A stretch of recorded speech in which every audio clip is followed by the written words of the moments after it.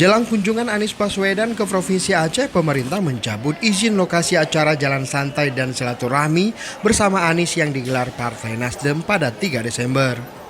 Surat pencabutan izin penggunaan lokasi tersebut dikeluarkan UPTD Seni dan Budaya, Dinas Kebudayaan dan Pariwisata Aceh tertanggal 28 November.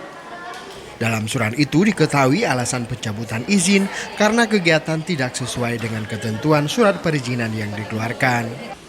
Menyikapi pencabutan izin lokasi acara, Ketua DPW Nasdem Aceh Teguh Taufikul Hadi mengaku masih mengkonfirmasi alasan pencabutan izin tersebut. Menurutnya meski izin di lokasi itu tidak diberikan, namun acara jalan santai dan silaturahmi bersama calon presiden dari Partai Nasdem tersebut tetap berlangsung.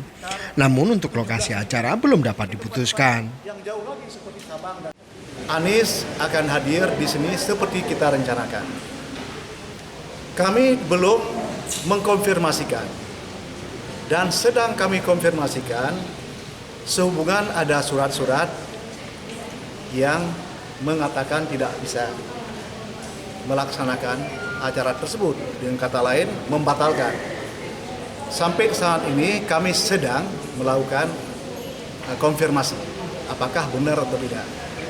Sehubungan dengan surat pembatalan tersebut, jika benar maka kami sampaikan bahwa kalau benar kami akan kabari segera kepada masyarakat.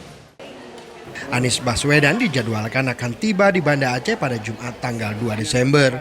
Anies direncanakan akan bertemu serta bersilaturahmi dengan para tokoh dan masyarakat Aceh.